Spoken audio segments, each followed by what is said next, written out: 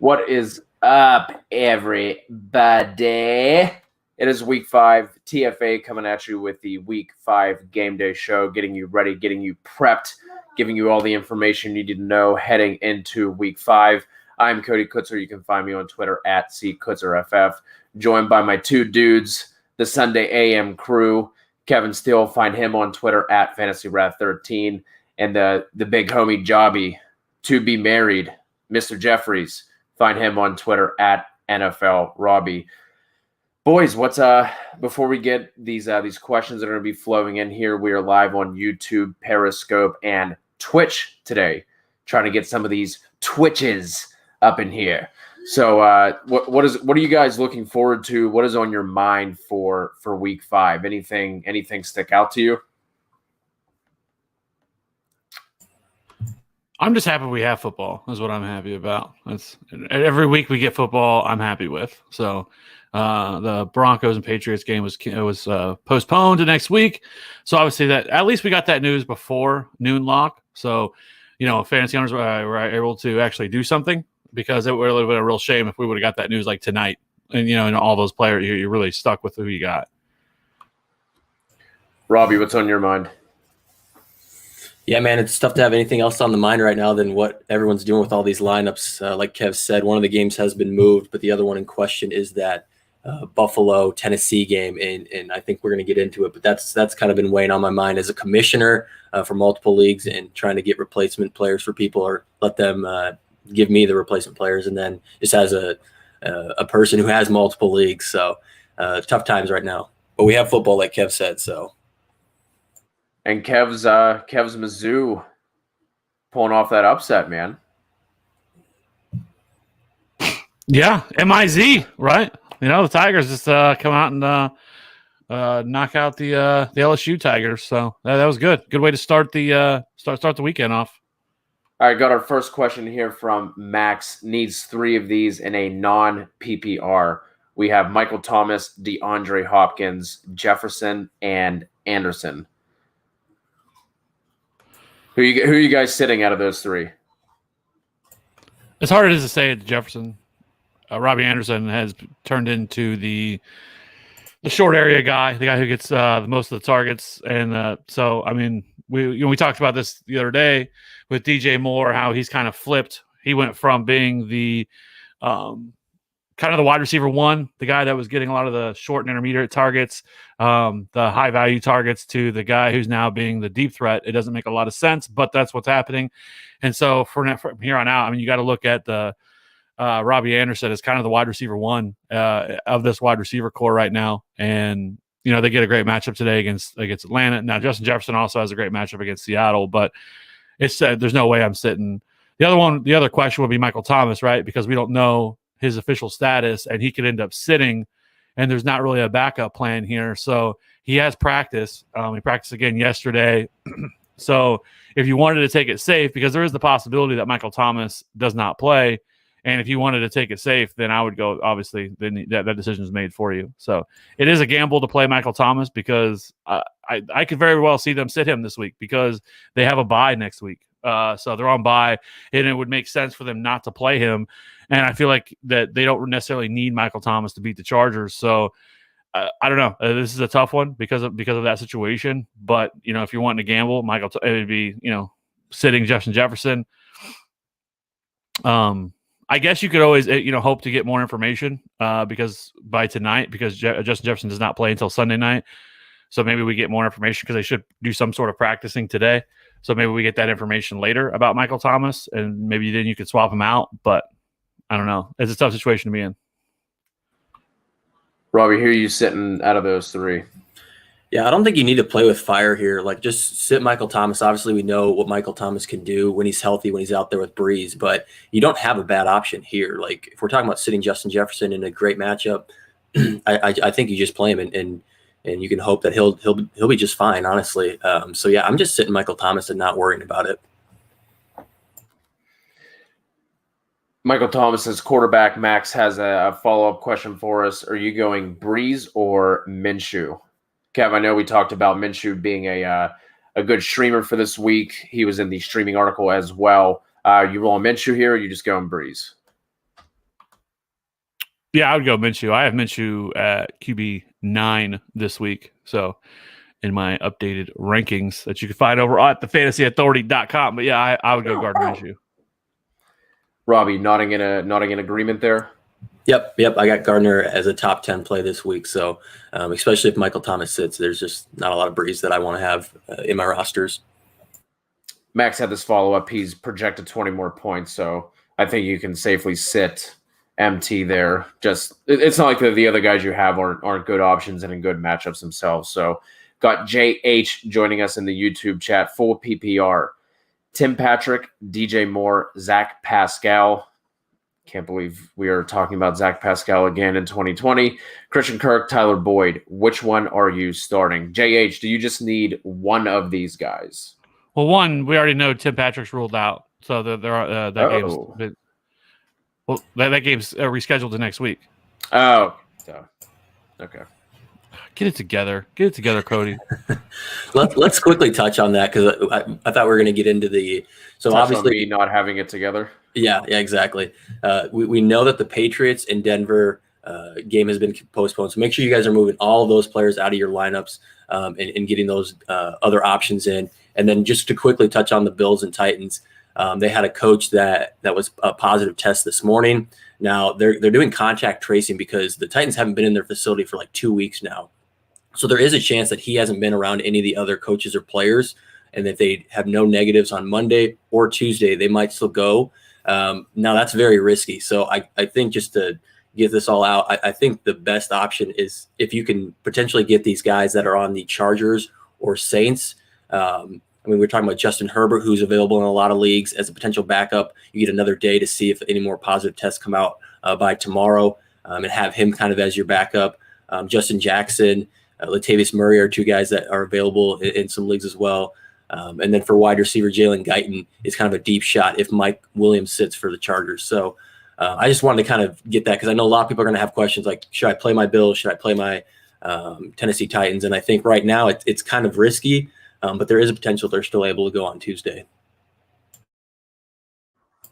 And we didn't answer his question at all, but I would go DJ Moore for sure, full PPR. DJ Moore for me as well. Kev? Yeah, if we're only looking at one, it'd be DJ Moore. Okay.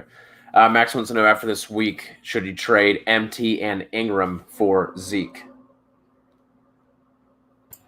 Man, it's tough. If he held on to Michael Thomas through all of this, I mean, it's tough to move him as he's about to come back. Obviously, Kev noted that they have a bye next week. But, man, MT is going to be let me hear more about his roster. Does he need that running back help from Zeke? Is he pretty, stout at wide receiver? It sounds like. If this is the guy, is this the same guy that had? Yeah, this is the same one that with all those wide receivers. So yeah. So it's 100%. It's a yes for me because I remove Ingram out of it because Ingram's only getting like 10 touches a game. Yeah, like that Ravens backfield that could be so magnificent isn't because they're splitting the work between so many players. I mean, it's Gus Edwards is involved more than I think he should be.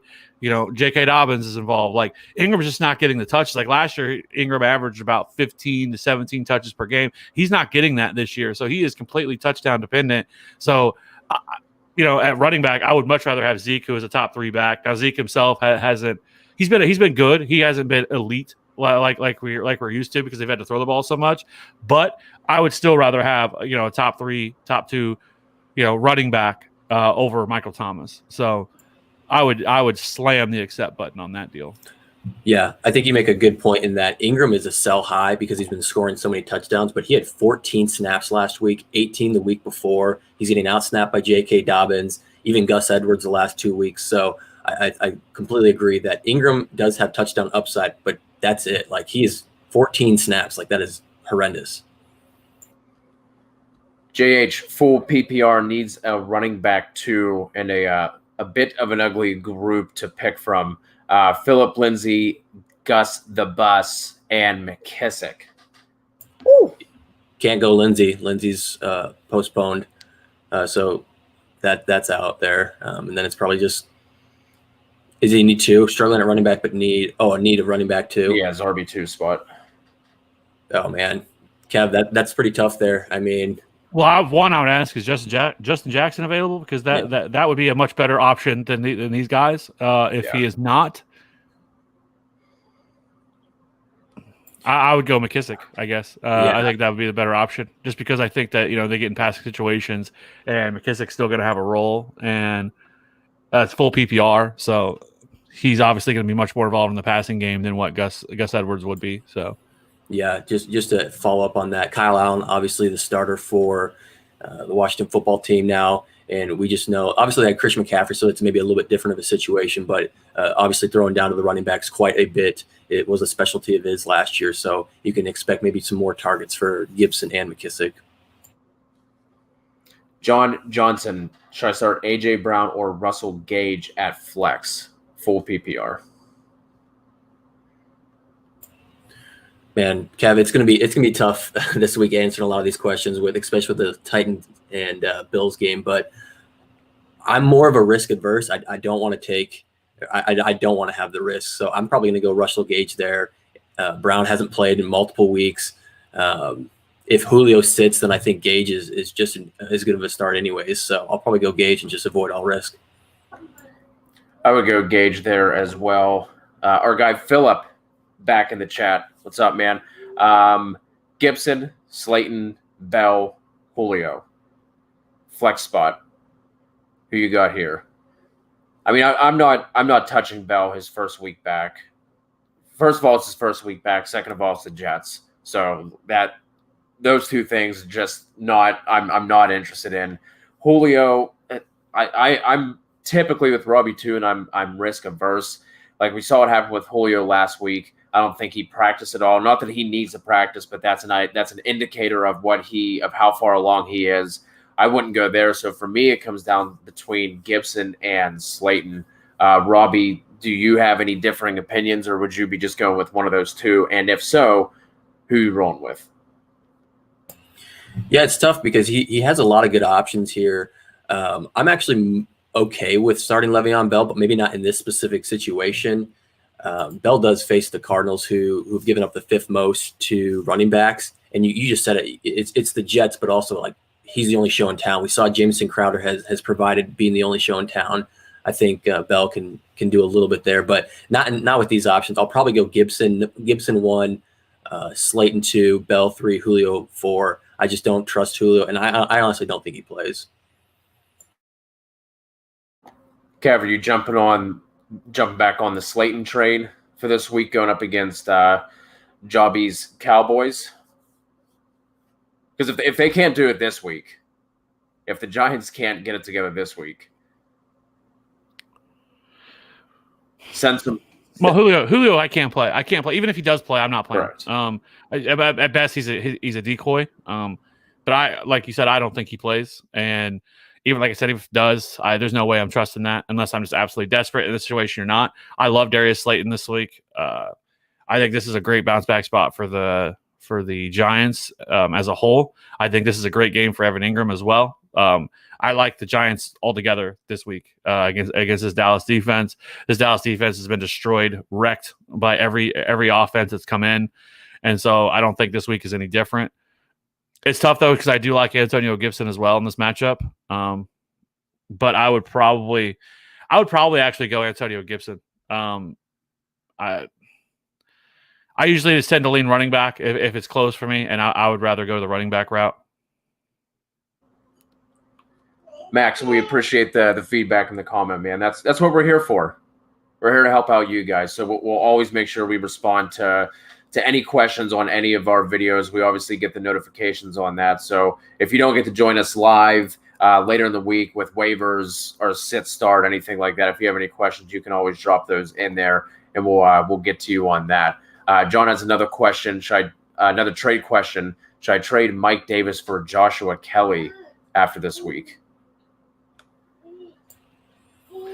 Yeah, I think that's something I'd be interested in.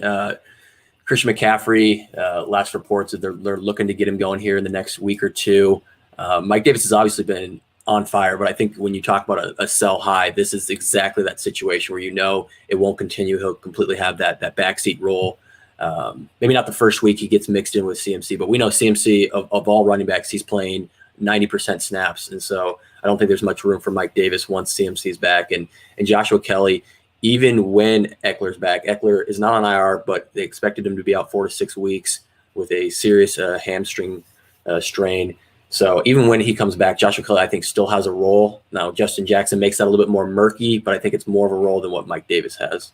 I think you can actually get more than Joshua Kelly for Mike Davis, because I think Mike Davis will still have a role even when Christian McCaffrey comes back. I don't think that even if once he comes back, like, at the high ankle sprain, it takes time for that. I mean, we've seen players that come back and they just don't look the same, even after they've been out for, look at Saquon last year. Same thing. He had the high ankle sprain. When he came back, it took him a while to really start looking like the same guy. And as well as Mike Davis has played, there's no way I can envision a scenario where they just completely move on from him and like he goes back to this bench and he doesn't get much opportunities anymore. I think that is going to be the bigger problem for Christian McCaffrey owners, even more so when moving more forward when you want to play him, because I do think that Mike Davis has earned himself a role in this offense. So, but I would rather sell if I'm going to sell Mike Davis, it's for something better than Joshua Kelly, because there is all possibility that Justin Jackson could actually be the running back that leads his backfield in touches. Like Joshua Kelly, as good as he looked in the first game or two, has not looked very good the last few weeks. He's fumbled the ball. This is a terrible matchup against the Saints tonight, so you're not really going to get much indication unless Joshua Kelly plays above his head and is able to do something against the Saints defense. So, I would not be targeting Joshua Kelly just because, like I said, I think Justin Jackson could end up being more involved in this backfield. I think he's a better pass catcher as well. And so I would look for something different. I think, especially if Mike Davis has another great game again today, which all indications he should, then I would be looking for a different option, which I think you get more for Mike Davis. Yeah, I would aim a little higher. I think Josh Kelly's kind of just a jag. He showed well. He's getting the opportunity, but I mean, I don't know. I'd be trying to reach a little. Set your sights a little higher. Set that goal bar. Go for it, man. Just reach for the stars. Yeah, Max. I think Max can, looking at his roster, going back to his trade question with MT for Zeke. I mean, I think you're fine with Carson as your RB1, honestly, but obviously Zeke gives you a boost there, because after Carson, that RB group falls off. After seeing this team, you guys still feel comfortable telling him to go Zeke for MT? Yep. Yeah, I mean, if it's a single quarterback league too, I don't know why we're holding two quarterbacks either. There's just no reason for it. Maybe it's just for this week because of matchup. I don't know.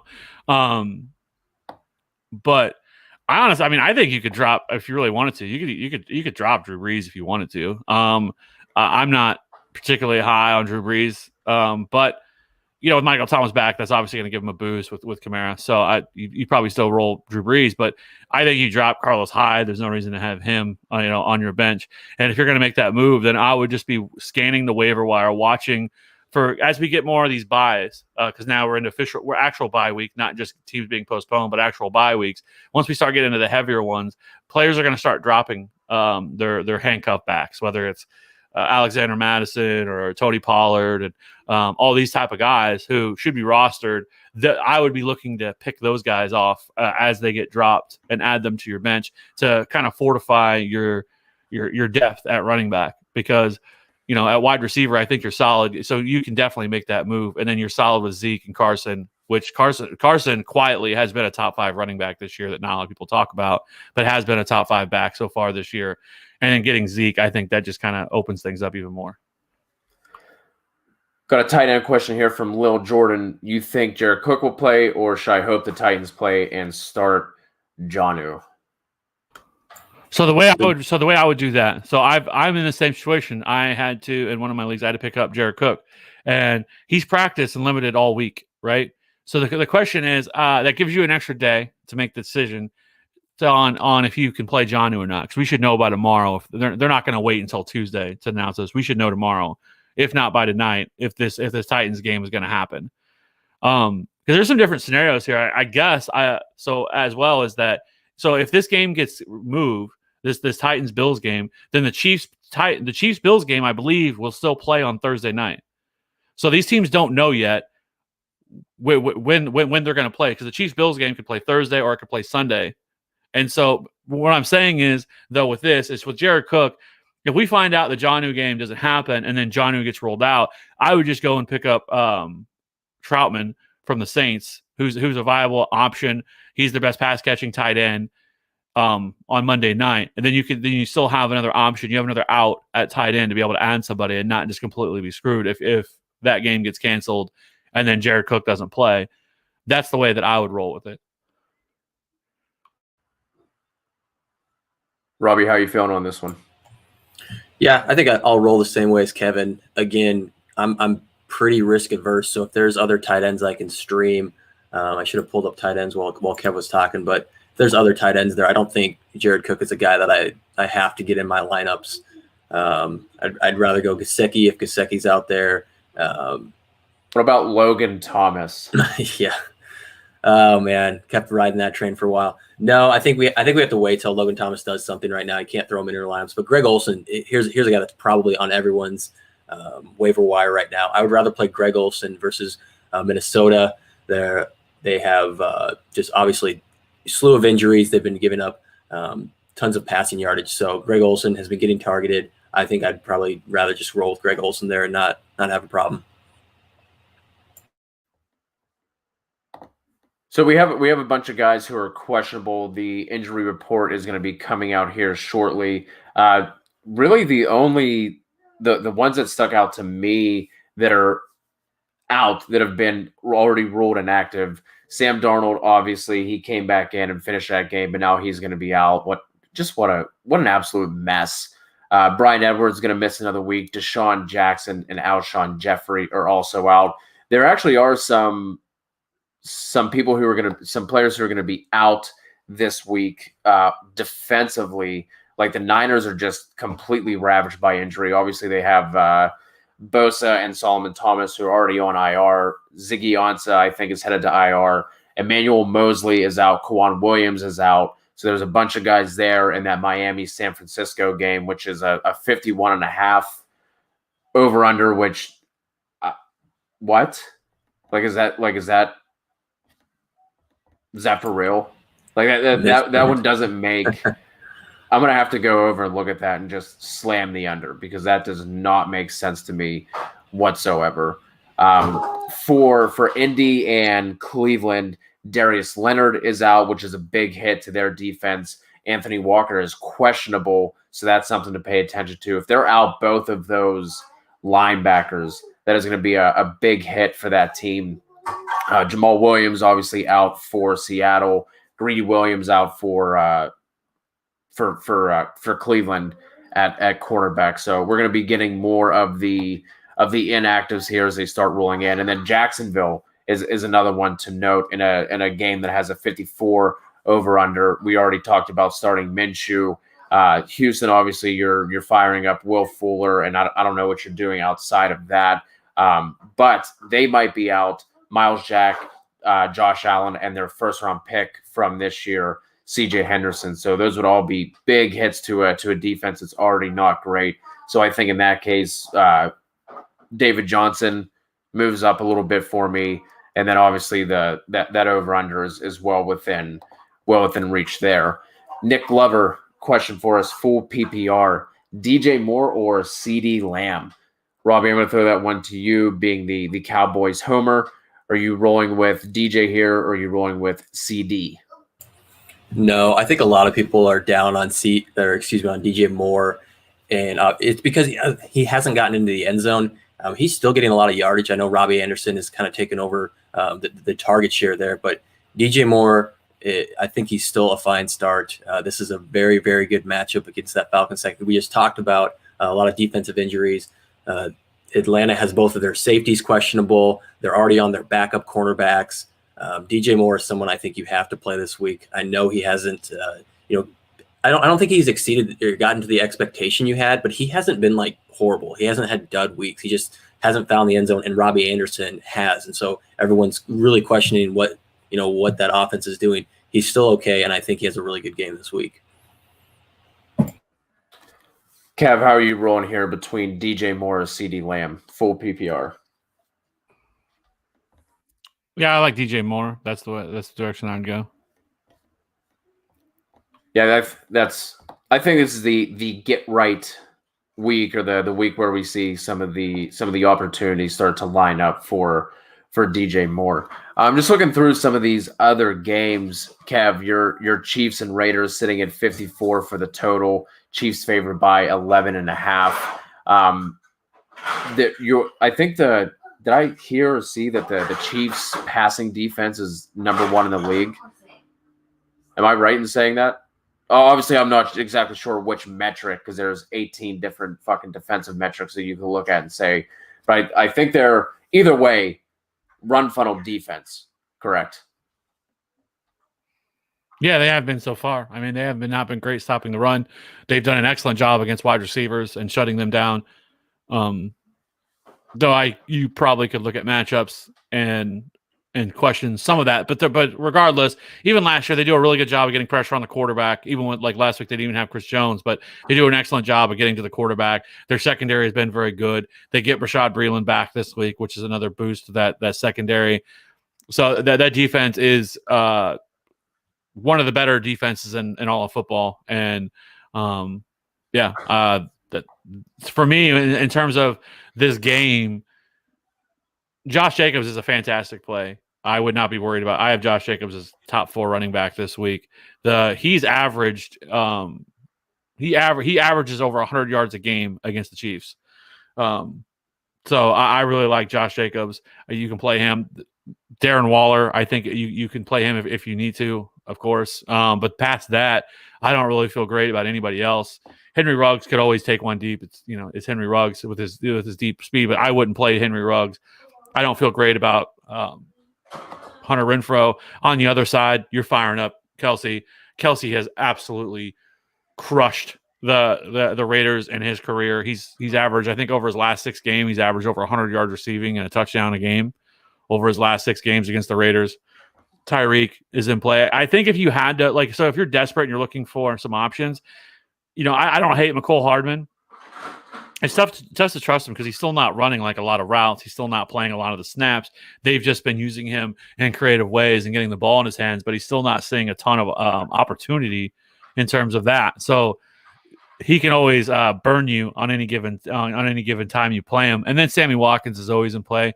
I think Sammy Watkins' hate a little bit has been a little overboard. Like, he probably should be viewed as kind of like a wide receiver 4, wide receiver 5, but a lot of people just don't have any interest.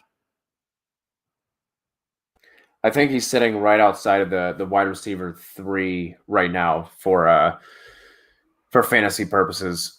JH coming back with us. Actually, same question. We already answered this. Yeah, it's McKissick. Yeah, but also check your waiver wire, JH. See if there's Justin Jackson. I think Kev mentioned him earlier. Kev, how are you feeling about Ernest Johnson? I think that's a name that's kind of risky to play, but Indy they're gonna be missing some linebackers, I believe. Oh gosh, I'm blanking on the name right now, but their middle linebacker. I just went through all this. Jockey. Yeah, I went and grabbed some water. I think I missed you going over that, but yeah, Darius Leonard is going to be out. Leonard is out, and Anthony Walker is questionable. Yeah, so I think Ernest Johnson might be a guy I trust more than a Gus Edwards or a J.D. McKissick. But again, we're talking trust is low, but I think it's better than those two. Especially if they're going to be limiting Kareem Hunt's touches. He was limited with that groin injury last week. So if we see something similar, maybe he gets closer to the 9-10 touch range instead of. I don't think he's hitting 13 again the way he did last week. Just dad life. He's very excited about the snack he is about to inhale. What are you guys doing with any? Are you starting any Philadelphia Eagles outside of Sanders going up against the Steelers? They're 7.5-point dogs. It's only a 44.5 over under. Are you doing anything with that with Philly and how banged up they are? I just want to say real quickly, Julio Jones has been ruled out, so we don't have to worry about that. So that just came over. Eagles. Miles Sanders. I mean, I guess you could play Zach Ertz, but man, Zach Ertz looks like full dad mode out there. Speaking of dad life, out here, looks like he should be rocking, white New Balances, all right, and cargo shorts, because he looks like he's running in mud, and he just does not look the same. I mean, but you're probably going to play Zach Ertz because it's a tight end position. Who else you're going to play? You likely drafted him high, but that's probably it. Like, I mean, you could play Greg Ward if you had to, right? But that's probably the list. On the other side of the ball, on Pittsburgh, I think this Pittsburgh team is interesting. I think that obviously Juju's in play, Deontay Johnson's in play, and then I think we talked about this, but the more I've looked into it, Eric Ebron is actually a really good play this week against Philly. Philadelphia has been horrific against tight ends, and so I think you can definitely play Eric Ebron as well if you're kind of looking for a tight end, a streaming option at tight end. Eric Ebron, somebody that's kind of widely available, that I think that is certainly in play against this Eagles secondary, because the secondary, I mean, Darius Slay has kind of been the story for them, has been their best piece, in that secondary, and the rest of it is kind of up in the air, where I think you can kind of target the rest of this defense. So I do think that somebody like Eric Ebron would be something that I would want to play. And Avonte Maddox has been ruled out their other corner, so it's just Slay for Philly. And in Ryan's video for the contrary 10 that he put together for DFS, he talked about Juju being one of his favorite plays, especially on DraftKings, where he's priced around some of the other options that seem a little more sexy. And then our own Tom Corson at Dynasty Infidel still doing some of his props. We couldn't do a video this week because it was actually his 10-year anniversary. So happy anniversary to Mr. and Mrs. Infidel. He talked about Juju being one of his favorite over-unders for the week too, just because they just get absolutely eaten up in the slot and over the middle. So I agree on the Eric Ebron call as well there. Are there any other games that are sticking out to you guys? Obviously, the Vikings-Seahawks game, that one's going to be that one has the 54.5 over-under, only favored by 6.5. Seattle is at home. You're firing up everybody there. I don't think there's anybody you have to stay away from. The Chargers-Saints, I'm just not really sure how to feel about that one, especially if Michael Thomas doesn't play. Obviously, it's Alvin Kamara. But then for either – actually, on either side of that game, let's stick here for a second. Is there anything on the Chargers side that you guys are excited about in any shape or form? And then after we finally had after Manny Sanders decided to show up, do you think he is worthy of a flex spot or potentially trusting him going forward? Yeah, on the Chargers side, I'm kind of excited about Justin Herbert. We'll have to see if Lattimore is it or not. But even with Lattimore and he's banged up, Janoris Jenkins on the other corner is out for this game, and so I mean he's been balling. He's put up multiple 300-yard games. Almost got there again this past week. I think we're just about 3 in a row. So I'm looking at Herbert, and especially as I said at the beginning, if we're looking at Josh Allen potentially being out, Ryan Tannehill, who you shouldn't have started anyways, but Justin Herbert, if he's on your waiver wire, this is a guy that I think you can get on your lineup and then also play in this matchup. On the flip side, you talked about Manny Sanders. It seems like him and Traquan keep switching on and off. Traquan had 2 touchdowns, which was great, but the target share was a little low last week. I don't think Michael Thomas plays. They're 2 guys that if you have to, you can. I'm not stoked about either of them. If we're talking about flexes, I'd rather play Latavius Murray. Latavius Murray's been getting a lot of run. His snap percentage is more than he has standalone value. Those are guys that's a guy that I think on the ground and then through the air has been getting enough work where I'm fine with him as a flex option. Little Jordan hitting us with the sub. We appreciate it, man. If you are getting any value the way that LJ is here, we would appreciate if you guys smash that subscribe button. It really means a lot. It's been it's been a lot of fun over the couple of months watching the YouTube channel grow and getting to interact with a lot of you guys. So we really appreciate it. Chris B back in the chat. Tough week for him. Is AJ Brown a start in the flex? I mean, I if they play, absolutely. If not, either Justin Jackson or D'Ernest Johnson. Who you guys going with there? Who sticks out to you, Kev? I'll throw it to you. Justin Jackson or D'Ernest Johnson? Well, if I had to choose, it would be Justin Jackson. And again, it might be your best bet to wait to see what happens with this Titans game. But if you're not wanting to wait, it would not be. I would really honestly look, because I was about to talk about this guy.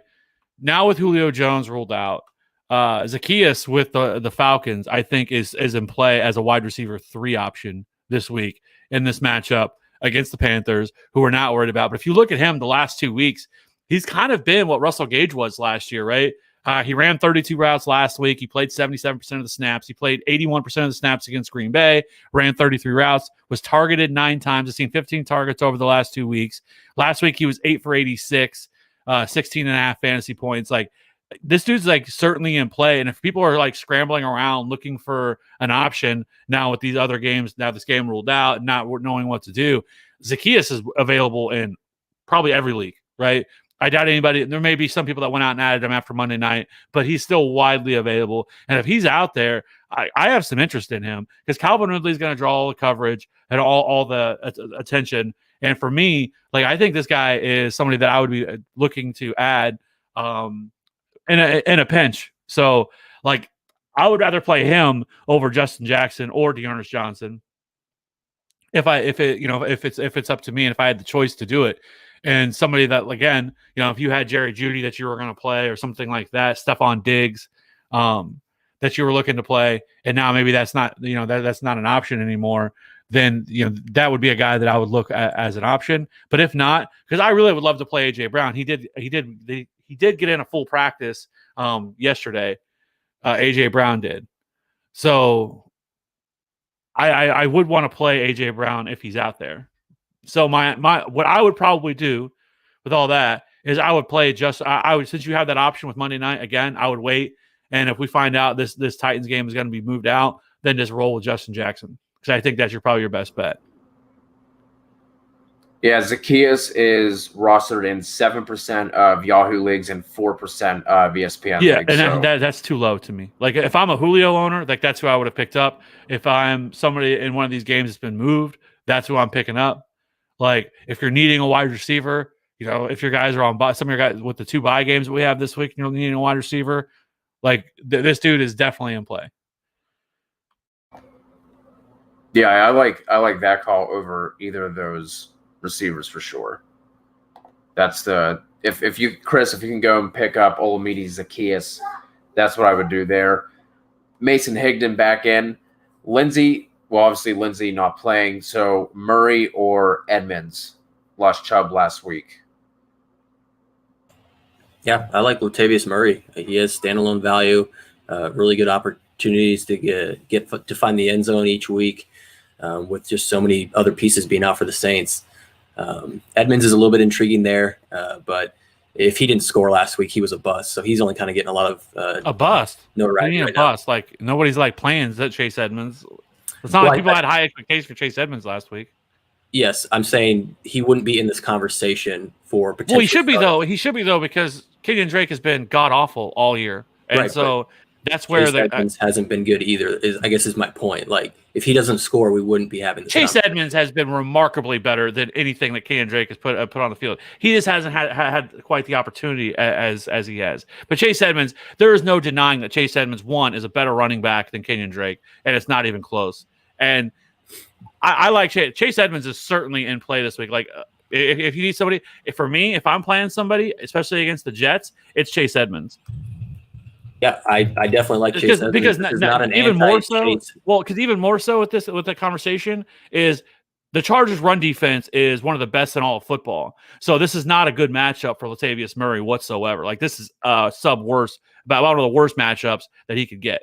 As playing this Charger defense. So they're going to have to attack this defense through the air, and that's not Latavius Murray's strong suit. And this sets up for another nuclear Alvin Kamara game. I just don't. If I'm having to choose between the two of them, while Latavius Murray probably gets maybe a little more opportunity, I think that's just a much better matchup for Chase Edmonds going against the Jets. Yeah, no, this is not an anti-Chase Edmonds. I really like the talent. You just said it yourself. He hasn't gotten the opportunity, and he's getting the opportunity through the passing game. He's seeing targets. He's seeing that, and so if it's PPR format, that's why it's easy for me. And again, the matchup is just awful for Latavius Murray. Yeah, I mean, we're talking about 30 yards. Hope he finds the end zone type of production for Chase Edmonds. So I'll just roll with Latavius Murray, who has much more touchdown upside in that offense. But yeah, no, I like Chase Edmonds as a talent, and I hope he continues to get more work. Obviously, Kenyon Drake has struggled with it. So I think in the future we can have that conversation, but not for this week. Sitting here trying to say it's not anti-Chase Edmonds as you continue to slam Chase Edmonds. I like Edmonds this week as well, but we have another Latavius Murray question from Merle. Murray or Justin Jackson? Who are you going with there, Robby? Who do you like between those two options? Yeah, I think Kev said it at the beginning.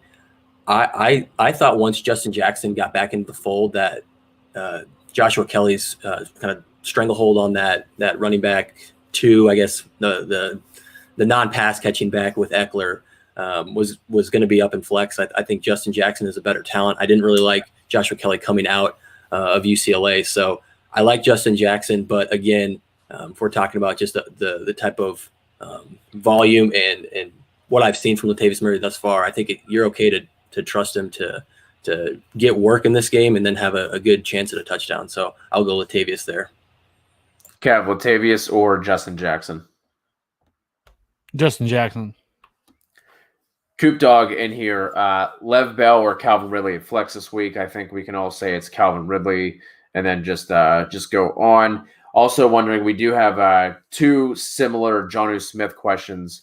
Is it a risky move to start Jonnu if they might not play? And then Mark wants to know, we already touched on Ebron a little bit. So, Kev, I believe that you think Ebron is a good replacement if Jonnu doesn't go. That's who I look for there as well, Coop Dog. I'm sure Ebron's going to be, obviously depending on who your other option is, because you've had to have another option for the past week. So depending on who your other option is, we always lean on the side of caution, especially if they might not play because of all the COVID stuff going on. So if Ebron is out there, go out and pick him up. It is ugly for that RB2 spot for JH. Obviously, he was talking earlier. Lindsey, Edwards, McKissick are his options right now, and the options that are available on waivers: Akers, Thompson, Gore, Kev's boy, the league winner that he predicted at the beginning of the year, Anthony McFarland, and Dontrell Hilliard. I mean, definitely pick up Akers for sure. Pick up Akers out of that group. And I would drop Gus Edwards to do that. Yeah, I don't think we can really help him for this week. None of these options, I think, for this week, I really trust any of them. Right. But you just said it. If there's anything we're taking away from this, you need to have Akers on your team. I think for the long haul, we're hoping that he can start to stand out in that Rams backfield as we continue to progress in the season. I think Anthony McFarland should probably worth a shot as well. He looked great, and the opportunities they gave him before their bye week. So I mean, Anthony McFarland. Hey, if something happens to Connor, it's wheels up, cashing in that meal ticket, golden ticket, cashed in. Still, I love the love you sticking with that, Kev. You're brave. What did you not see how he looked whenever he got on the field? I mean, stood out. Made an impression. We've talked about this before with the Steelers, and they for some reason like don't understand you can actually utilize more than one running back. And I think if something does happen to Connor, I think Snell just goes back into that in that RB1 spot. Oh, Coop. Hurry up and go get TJ Hawkinson while you can. Well, that also doesn't help them for this week, though, because they're on bye. Oh, yeah. Yep. Still, Yeah. I mean, like we talked about, like Logan Thomas is still getting the route running and the targets. It's not great, but I'm trying to think of off the top of my head who might be available on waivers for tight end. Why not just go? Oh, don't have the option for your one. Okay. Correct. Yeah. Greg Olson, I think, is probably out there, and a guy like this week. Steven Sims hit IR for Washington, so it's literally Terry McLaurin and nothing else. I wish we could talk about Calvin Harmon. I wish we could talk about, like, all right, only owned in 2% of leagues, go out and get him. But that train didn't even get to leave the station. What about Darren Fells? Jordan Akins is ruled out. Yep. So he's going to be the starting tight end.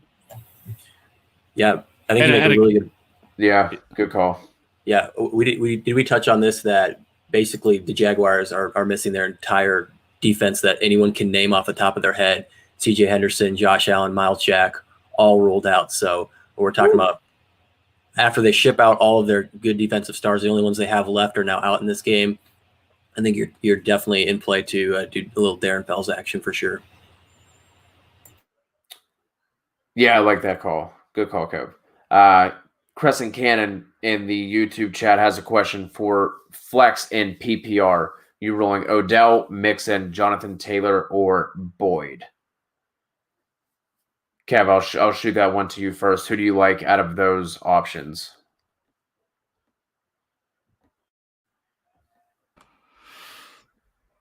That's tough.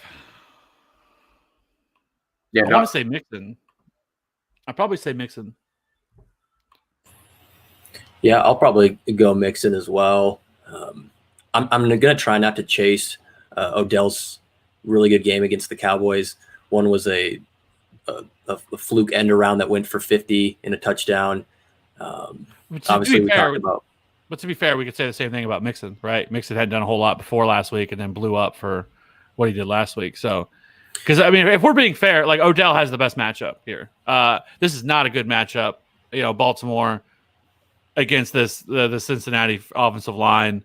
Though I do think the Baltimore's front can be beaten on the ground. I don't know so it is really tough. For me, I think it really comes down to Odell and Mixon. And I would probably lean Mixon, but I think Odell probably has the higher ceiling. Yeah, I think I just like maybe our disagreement again is just the volume of touches that you're going to get in a game. And I think Mixon's volume is going to be 20, 25 touches compared to Odell.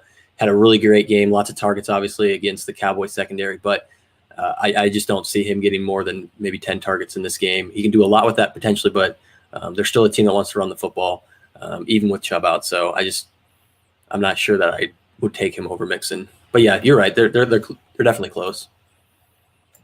And if they fall behind, Baltimore's in the top 10 for catches and yards allowed to running backs. So hopefully Mixon can continue to get some of that work there out of the backfield. I do think Mixon's the call just based on volume.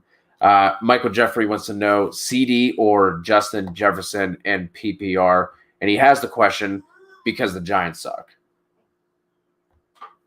So who are we rolling with there? Robby, I'll throw it to you. Are you going Lamb or are you going Jefferson in this spot? Yeah, I really like Justin Jefferson. CD's okay as well, but eventually Michael Gallup's going to have his game, and I think that'll probably come at the expense of CD Lamb. So I'll go with Justin Jefferson in just a really good matchup against the Seahawks. We might have touched on the over-under there, but it is extremely high. So you're hoping that Justin Jefferson can continue his streak of 2 good weeks. So. Kev, who you got there? You going Lamb or Jefferson?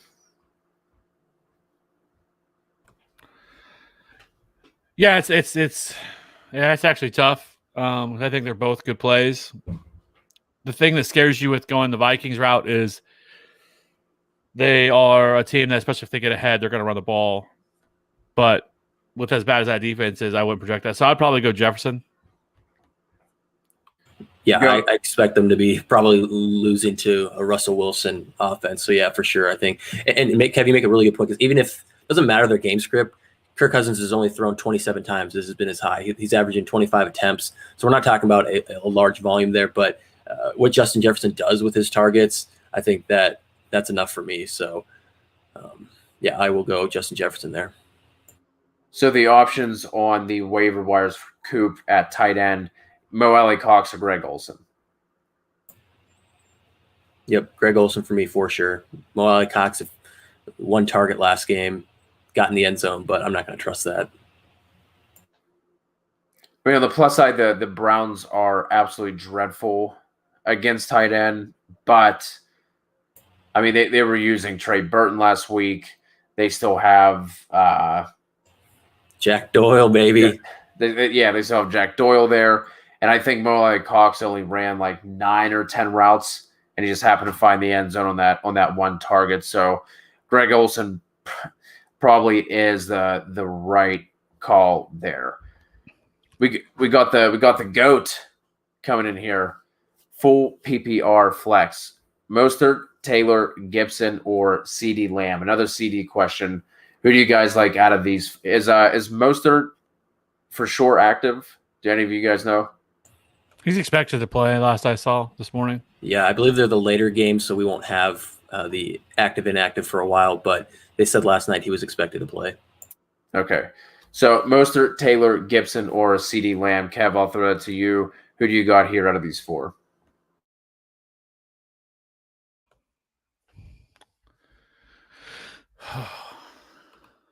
So this one's just as tough. It's not most. I can't play him.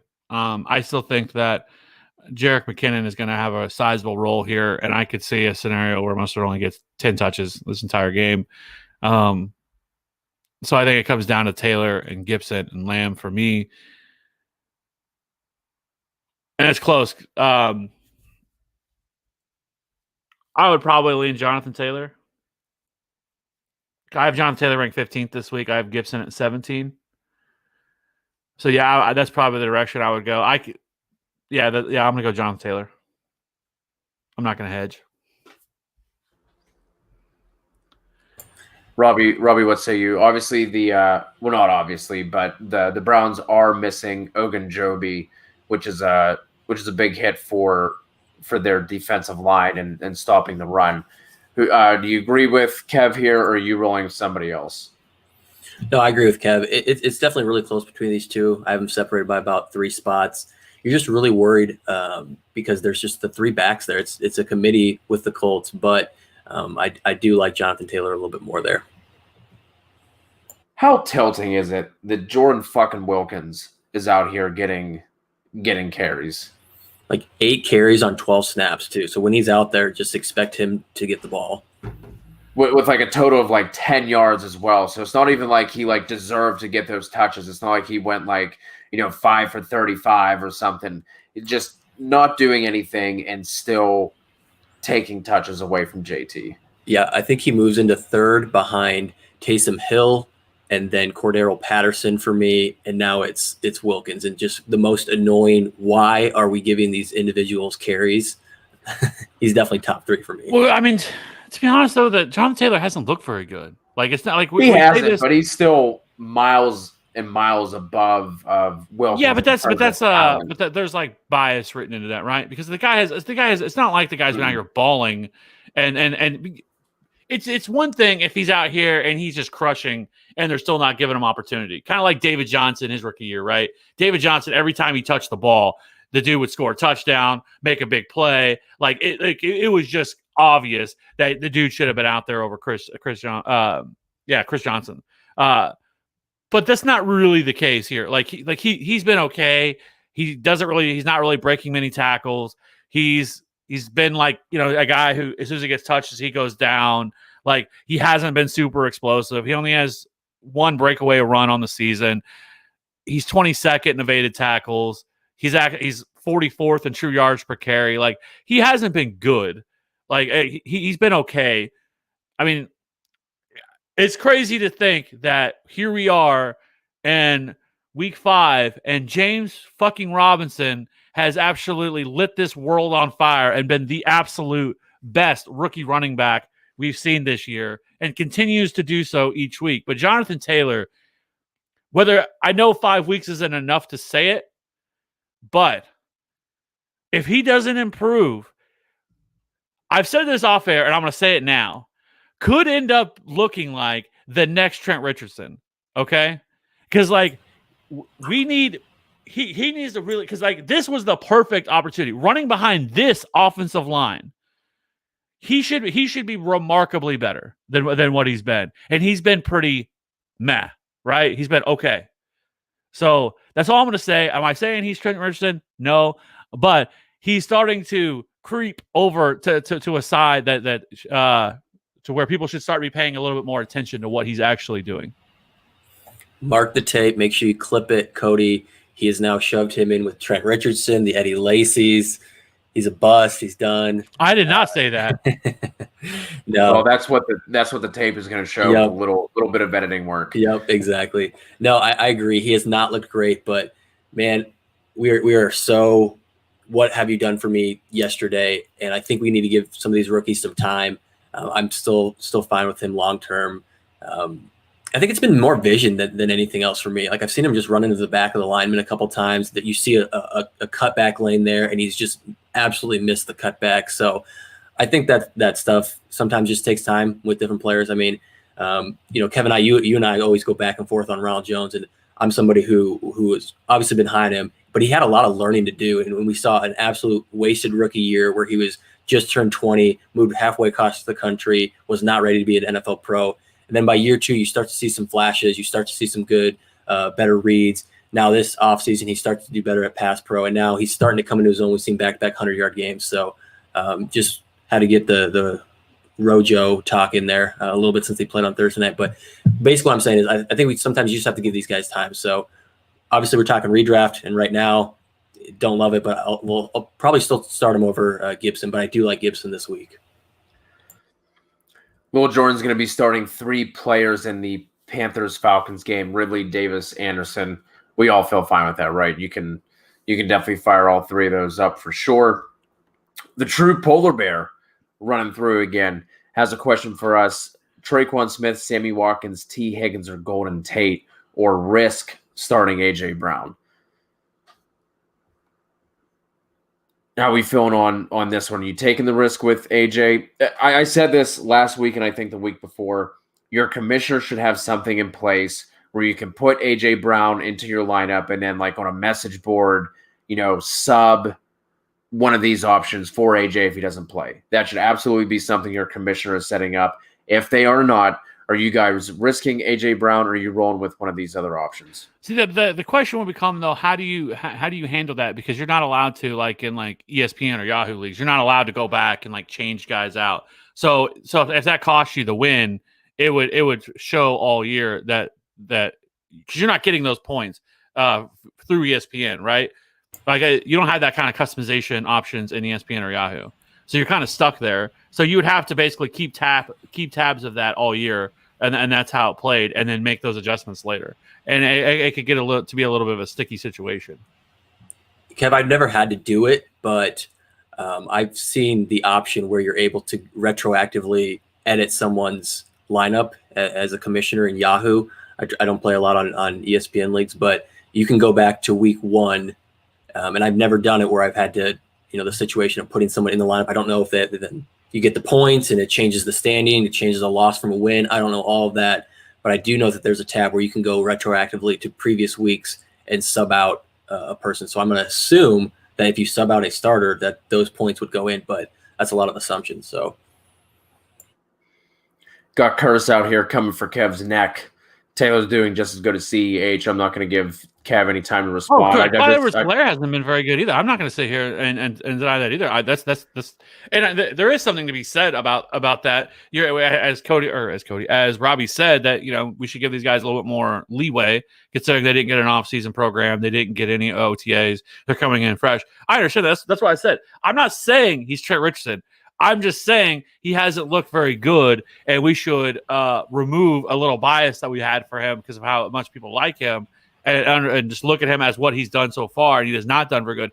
This rookie class as a whole at the running back position has been rather average at best, right? Like there's not been much excitement. Cam Akers hasn't been very good. DeAndre Swift has been stuck behind because Matt Patricia is a fucking donkey and a terrible head coach and shouldn't be even allowed in the league. But DeAndre Swift has been okay, right? Like it's really been James Robinson, and that's been that in list of the guys who have been strong plays on a weekly basis. Yeah, but if we look back to last year, though, I think you could say the same thing. It was only Josh Jacobs. Miles Sanders needed an injury. We're in week 5, so he wouldn't have even been on anyone's radar. He would have been sitting on benches. David Montgomery was struggling. So 100%. But I think as we see injuries take place, if Adrian Peterson gets injured, I'm firing in Swift into all my lineups. If there's an injury to this Rams backfield, Henderson or Brown, Akers starts to get more play, I'm firing him up. So absolutely, we have to wait and see how these things out. But yeah, they have not fired because we had so much expectation for these rookie running backs, and they just landed in such murky situations. And we're seeing that they're absolutely committees and headaches and all that stuff. So it's kind of playing out, as we didn't want. But once they land in these spots, kind of as expected. Garrett has a half PPR question here. A couple wide receivers. Who are you starting out of Hollywood Brown, Michael Gallup, or Darius Slayton? Real quick, I don't think we ever answered True Polar Bear's question. Honestly, we just totally went off on a tangent there. Good call. Good call. Man, I don't like risking things, but so if you don't want to risk anything, I like Sammy Watkins. Kev talked about it earlier. I think he's going to be able to get some targets against the Raiders secondary. I think if you want to just avoid everything, Sammy Watkins is okay there. Let's say you want to be a little risky. Traquan doesn't play until tomorrow. Maybe wait a day and see what you can find out with the Titans-Bills game. And if he's your option with Michael Thomas out, Traquan is he's an okay flex there. So kind of 3 scenarios, right? Sammy Watkins, Traquan if the game gets canceled tomorrow, and then A.J. Brown if they're able to play. I mean, I'm obviously not an impartial judge here, but I think I would go Watkins in that situation. I'm not going Tate, not going T. Higgins with the matchup he has on the outside with those corners. Traquan's fine. Like I said, like Rob was saying, if you want to potentially hold on to Traquan and just wait, I think he's fine, but I think Sammy is safe as well. And that matchup with the Chargers corners is not great for Traquan either. Kev, do you have any differing opinion there? Or are you going Traquan or Sammy? You're not going Higgins or Tate, are you?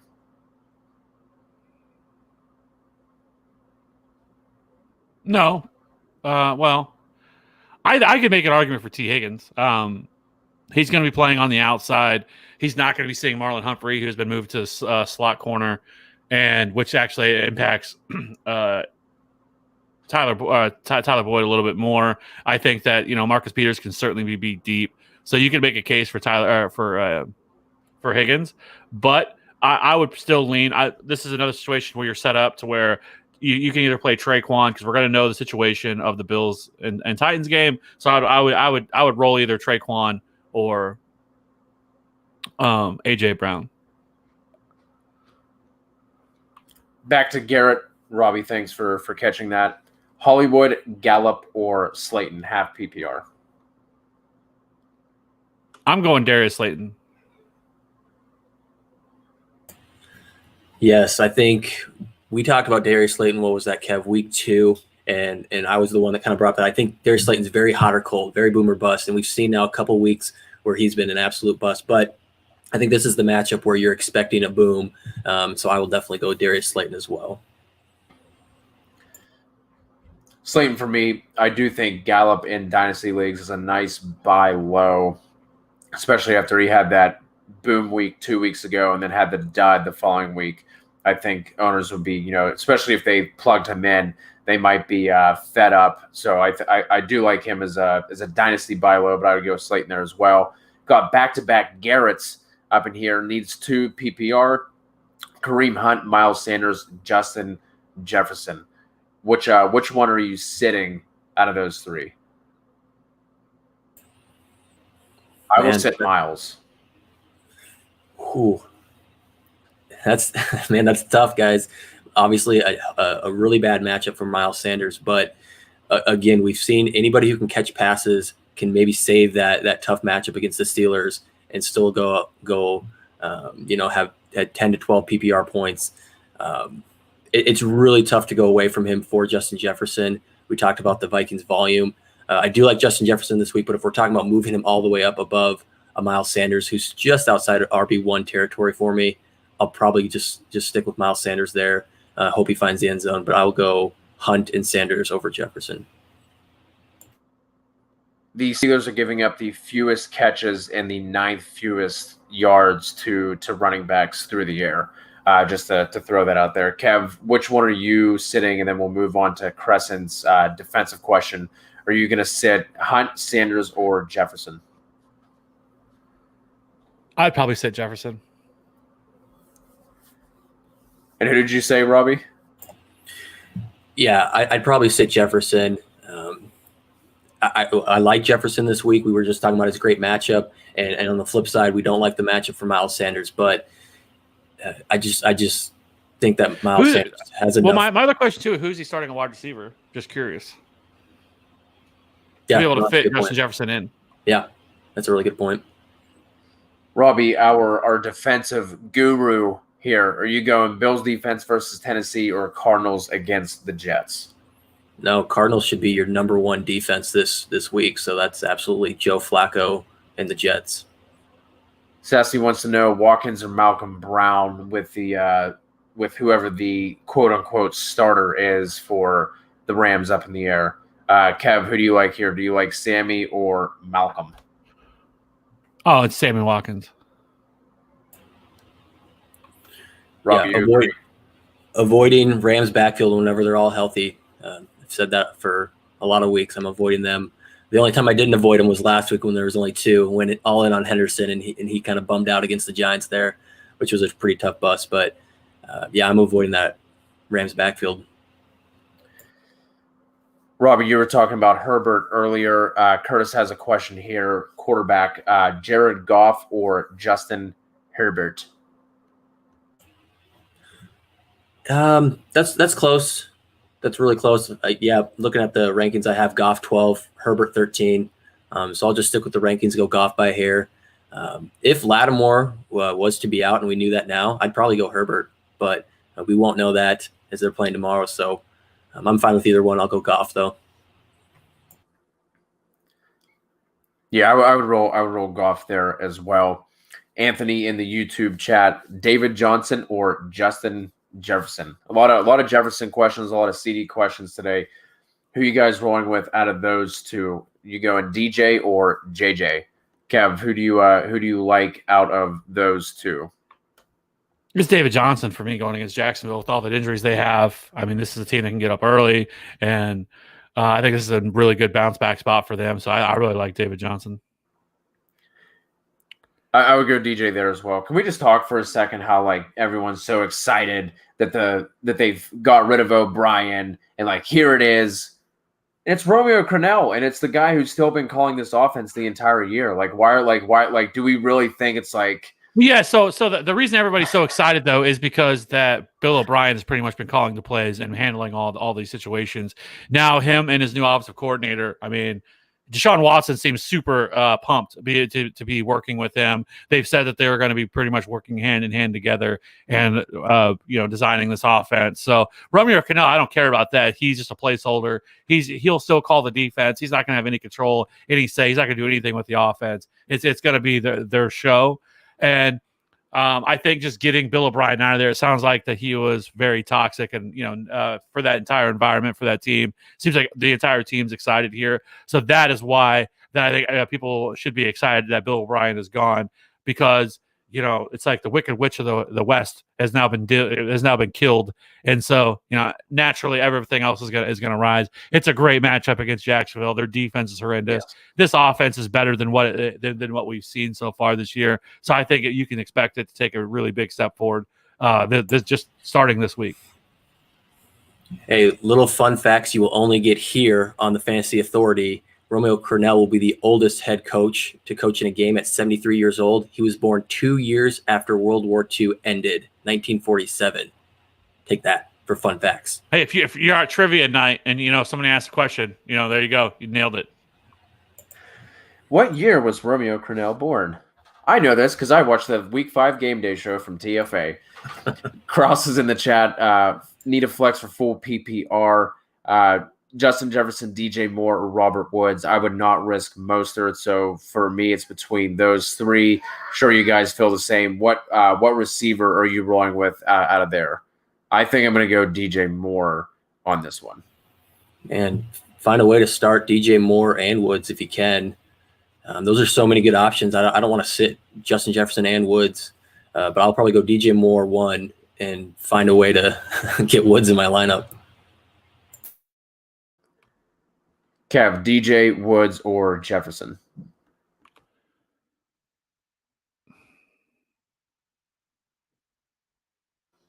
I would probably go Robert Woods.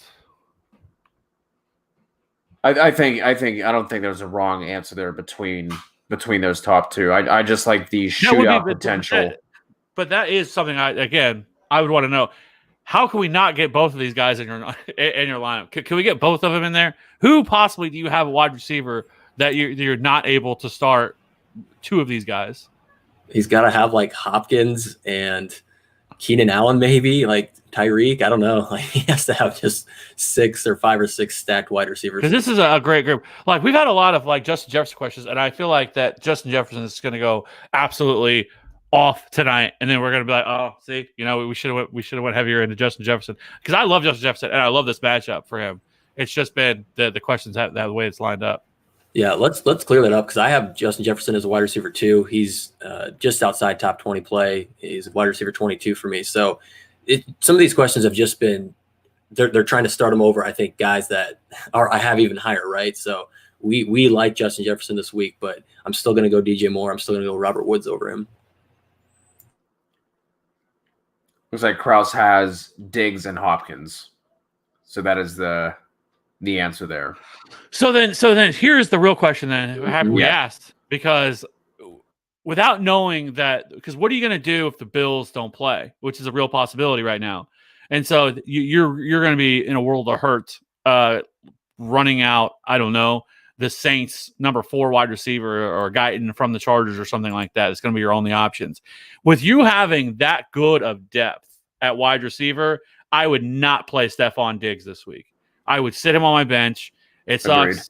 But in this situation, you go conservative, you play Robert Woods, you play DJ Moore, and you win the week. Because I cannot play if Stephon Diggs, so what? Like it's always process over results for me.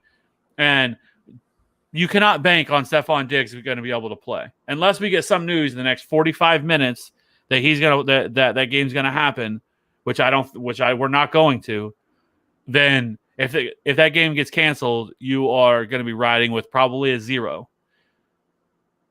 And if you were going to take the risk, then the real question is you put Stephon Diggs in the flex, so maybe it gives you a little bit more opportunity to put something else in there. But without any other options there, you sit Stephon Diggs.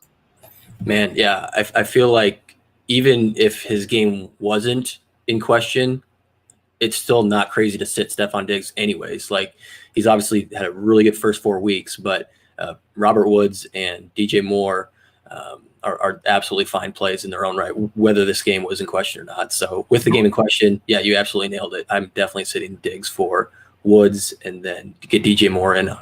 The real question is, why do you hate Stephon Diggs? Can we talk about that? Like every week you hate Stephon Diggs and you just want him to fail. Like the dude has been a monster. Okay. You need to have a cleansing, cleanse yourself of your Stephon Diggs hate. Stephon Diggs is elite and a great wide receiver and has continued to ball this year. So can we just, we wouldn't sit Stephon Diggs if we knew for sure he was playing. Yeah. I mean, I have him right below Robert Woods. He's wide receiver 12. So he's a wide receiver 1, but I would play Woods over him. So. All right, in the same matchup, Krause also has another question at quarterback. We don't have time for a cleansing right now. Do we have Teddy B or Matt Ryan? Which one are you rolling with out of that matchup? Let's go Teddy. He was QB4 last week. He has all of his weapons on the other side of the ball. Julio is out. They're close, but I'm going to go Teddy.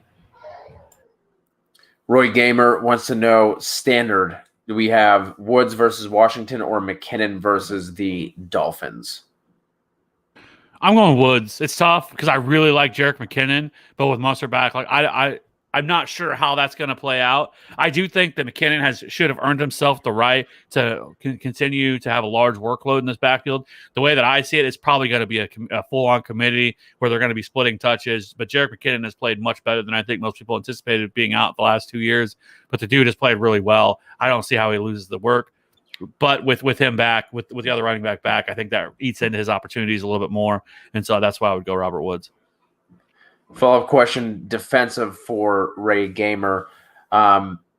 Colts defense versus the Browns, who's currently in the lineup, or should Ray pick up and play Cowboys versus the Giants or the Browns defense versus the Colts? I would go Browns. Yeah, I would definitely say Colts before I knew about a lot of these injuries. They've had been the number one defense. With some of these injuries, I'm a little bit hesitant to play them, so I'd probably go Browns there as the pick. Sassy's back. I guess they have both Henderson and Brown. So which one are you playing out of those two?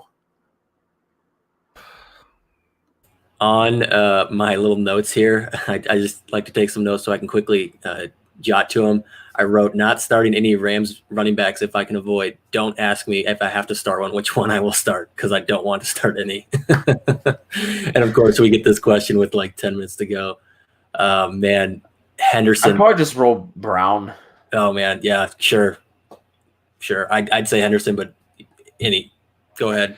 So this is my opinion here. So this is the cool question. One, where does this team sit? Is this like a 3-1 team? Is it a 4-0 team? Or is it a 1-3 team? Can it take a hit? Because I want to play Derrick Henry if Derrick Henry's going to play, if that game happens. And I would be tilting my fucking face off if I'm sitting there and I have to start one of these guys and these guys get 6 fantasy points and the game then we find out the game happens and Derrick Henry rolls up for 25 fantasy points.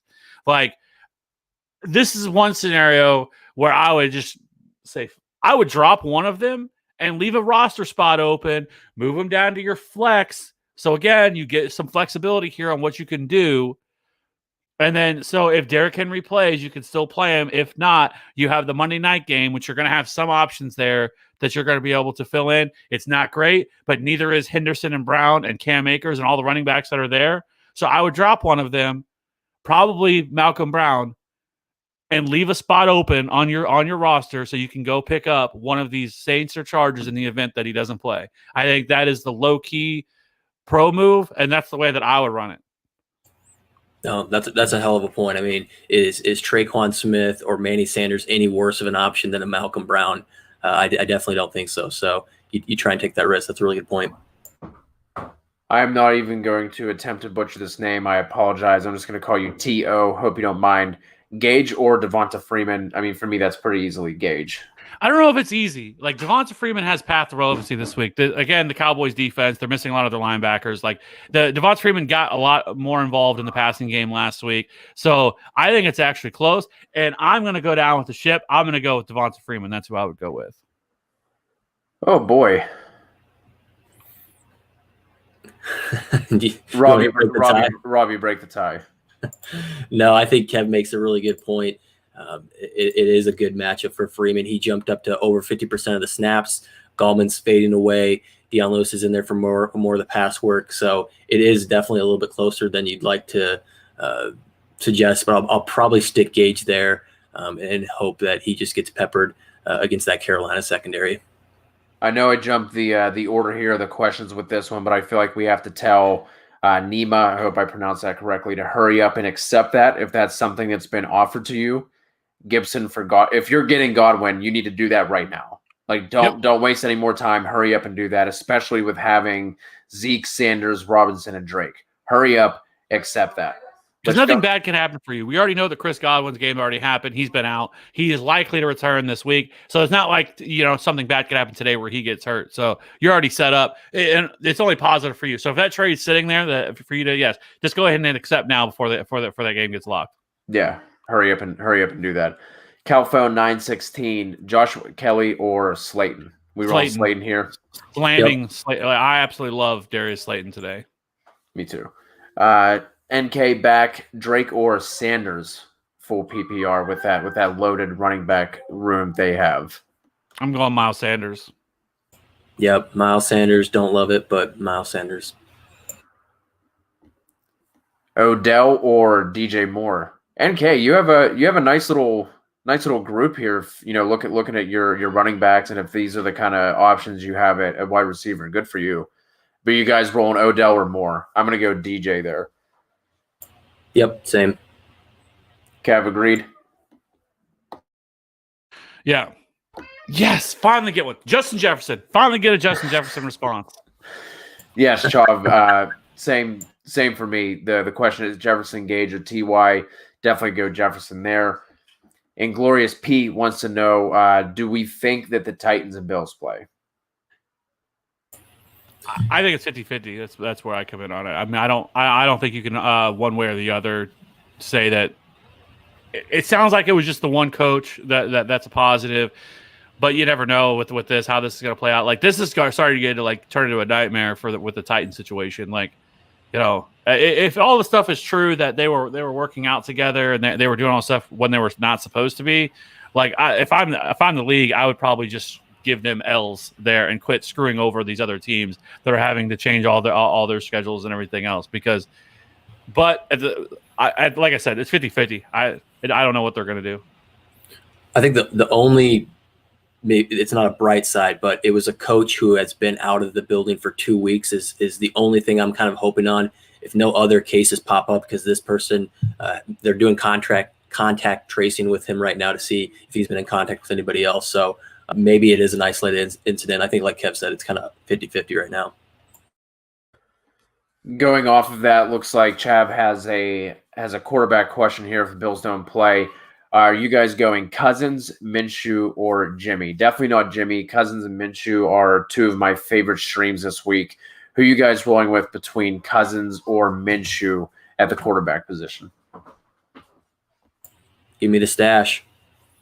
I'll go Minshew. Kev, do you agree you go in Minshew over Cousins there? Yeah. Max let us off with questions today. He's back at the end of the show. We appreciate you sticking around with us, man. Someone in his league has Jacobs, Mixon, Montgomery, and Robinson. If he can't get Zeke in the trade that he talked about at the beginning of the show, obviously you're going for one of them. Let's give him some advice. How would you guys rank this in terms of order of who you'd be going after? He was trying to trade Ingram and MT, right? Correct. Trying to get MT for Zeke. You're not doing that for Montgomery. I think you take his name off that list. I'd probably go Jacobs, Mixon, Robinson. If you could go the cheap way out and trade Ingram for Montgomery, because it's not like Montgomery has been doing too much. Obviously Ingram hasn't either. But if you can go the cheaper way and keep MT and maybe just do that, you're definitely not doing MT for Montgomery as much as I like. You're not doing MT for Robinson either. You're giving up too much there. So if let's say MT is the centerpiece of this, who do you guys like between Jacobs and Mixon? You should be getting something back in both of those. But if MT is the centerpiece, who do you guys like between Jacobs and Mixon? I'll go Jacobs. Kev, Jacobs or Mixon for who'd be your top target here if he's going big game hunting? It'd probably be Mixon.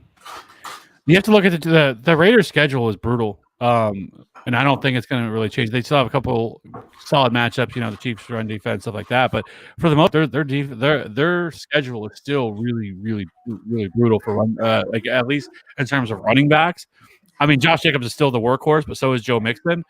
The hope here would be that Joe Mixon has another down week again this week, and then you maybe add something else to that. Add Michael Thomas for Joe Mixon and another piece. Yeah, talk about schedules though. I mean, Mixon still has to face the Steelers twice. He's going to face the Ravens twice. I'm not any more in on his schedule. That's just maybe the little bit decider between Jacobs and Mixon. Either one's a good option. At least with Mixon, though, you're getting more of the passing work. Like we had Jacobs, looks like he was going to be involved, and then he hasn't really been as involved. Mixon kind of seems like he's taking over and getting the routes at least over Gio. I don't know how many routes Gio ran last week, but I know he didn't have any targets. He only had the 2 carries. So JB out of maybe potentially Canada here, PPR flex, we rolling Josh Kelly, Mark Ingram, or T. Higgins. I'll just roll upside and I'll go T. Higgins there. I don't really like any of those matchups. Mark Ingram is splitting the work between 3 guys in that backfield. Robby, you were touching on Ingram earlier in terms of his snaps and his workload. I'll just go T. Higgins for upside there. Who are you guys rolling with out of JK, Ingram, or T? Pass. Mark Ingram, if he doesn't score, is just going to be not useful at all. T. Higgins, I think you talked about Marlon Humphrey or something like that, but they still have Marcus Peters and Jimmy Smith. I don't like that matchup at all. I'm not going to be going T. Higgins this week. I don't think. With Marcus Peters has been burnt multiple times deep. He is a ball hawking corner and can easily be beat deep. We've seen it multiple times.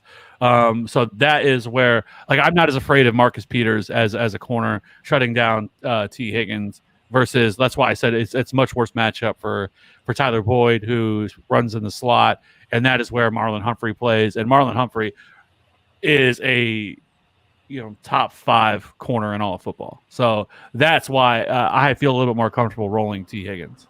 Such a scorned Kansas City Chiefs fan. Peters leaves. Trash. No, I've said it. I didn't say he's trash. I said it back when he was here. Like, that's just what he does. Like, he is always looking out for the big play and tends to get himself into trouble and will bite on plays. We saw it when the Chiefs played him. Same thing. He did the same thing. He tried to bite on a play, ran the wrong decision, and McCole Hardman was wide open. Between the Lines Sports has a question for us. Needs to sit one of these 4 in half PPR. Zeke, Jacobs, Mike Davis, James Robinson. Who are you guys sitting? He's taking 3 of those. Who are you guys sitting out of those 4? Obviously not Zeke, so we can, he's obviously plugged in. Out of those other 3, who are you sitting? I'm sitting Mike Davis. Josh Jacobs, like I said, is in a fantastic spot this week against the Chiefs. He has crushed the Chiefs in his short career. Zeke, I'm not sitting him. James Robinson is in a fantastic spot as well. They came out and said yesterday that they actually want to get him more second half touches than what he's already gotten. So there's no way I can sit him. I'll sit Mike Davis there as well. Robby, you were nodding in agreement. Yes. Will Fuller or Odell? Give me Fuller. Yeah. Yes. Should Ryan be nervous about starting Terry McLaurin? We talked about this a little bit on the Start Sit show. You're really not taking a big drop from Haskins to Allen. Like, he's still going to be the main target. It's definitely not an upgrade. I don't think it's kind of on the same playing field. I don't think you should be any more nervous about McLaurin now than you were over the past couple of weeks.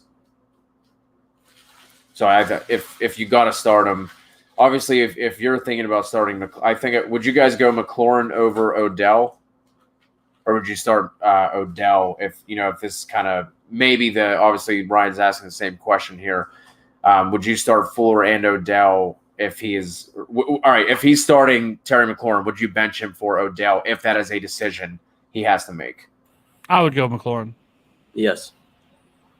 Rob Binks. Oh, here we go. Our most asked about players in the same question. Are you guys rolling CeeDee Lamb or Justin Jefferson? Jefferson. Yeah, we had this one earlier. Different guy, but same question. We were proudly behind Justin Jefferson there. Let that be noted in the record. All right, guys. As we close out here, let's just open it up a little bit. Is there anything in particular you're hoping to take away from Week 5, or is there a player you feel extra confident in. Kev, you were talking about Darius Slayton. I like that call for this week as well. Is there anything that you are looking forward to, or someone you think is either gonna jump up? And what play do you like for this week? And then we'll get out of here. Yeah, I mean, I love Darius Slayton this week. I think that you could play Daniel Jones if you absolutely had to. I think Evan Ingram, this is a big bounce back spot for Evan Ingram this week. All the metrics point that he should have far more fantasy points. Something we've talked about a lot this week, that the Giants have been a team that had a really, really brutal first 4 weeks of the season. So I know people are going to be trying to stay away from the Giants, but I think as we've seen the Cowboys get every offense going. So you just get the Cowboys on your schedule. You can just expect good things. I think you see bounce backs from the Texans. And honestly, if Brandon Cooks is available, I would add Brandon Cooks. A lot of Brandon Cooks' secondary success, like secondary numbers, things like air yards and stuff like that, have been right there with Will Fuller. He just hasn't gotten the opportunities. I think, again, without Bill O'Brien there, I think this could really open things up for Brandon Cooks. And Brandon Cooks, if he somehow dropped, which a lot of people could have, I would be going on adding Brandon Cooks because I think that Brandon Cooks his value starts to rise. Yeah. Kev went first, and he absolutely said exactly what I was going to do. It's the get right week for a lot of players. We already talked about DJ Moore. We think he's going to get right this week. He took a great one there. In the Texans, just all of the Texans, and including Brandon Cooks, who was a goose egg last week. And then another one I'll throw out is Hollywood Brown. He has not looked all that great, but with Mackenzie Alexander out, since he's secondary, I think that's how you attack him. I think he is going to get back and do well for fantasy owners. Mark Ingram, James White, or Le'Veon Bell. Robbings has the question there with whether or not we would start him, Ingram and James, or his other options. Who would you go with out of those three? Lev, Ingram, or James White? James White's out. Yep. And so is Melvin Gordon, I see on his thing. Cody, we haven't told you the Patriots and Broncos game has been moved to next week. I'm going to go Le'Veon Bell. Okay, well, that does it. Trey sliding in here at the end. Full PPR, sit one. Gurley, Singletary, Deontay Johnson. Who are you sitting out of those three? I'm probably going to sit Kev's boy, Deontay Johnson. Gurley has been scoring a lot of touchdowns in a great matchup with the potential to score again. Singletary, hold on. I'll probably go Deontay. Let me reverse that. I don't want to mess with that Tuesday game. Give me Deontay and Gurley. Yeah, I will set Singletary there as well. Tight end question to wrap this up. Jared Cook or pick up Gesicki or Mo Alley Cox? I like Gesicki. I like Gesicki better than Jared Cook, so for sure. There you go. There you have it. Appreciate you guys jumping in. Had a lot of fun with this one. We are switching up our structure for the shows this week. We're going to be recording the start sit off air because we had so many questions from you guys, which we love. But then we realized we're kind of neglecting the podcast, and nobody wants to sit through a 2-hour long podcast. So we're going to record that one off air. We will be back on Wednesday live to go over some of your waiver questions, some of your start sits then, and we'll hit you guys then. So we appreciate you joining us. If you're watching and you're not yet subscribed, please smash that subscribe and like button, and we hope you guys have a great week 5. Talk to you soon.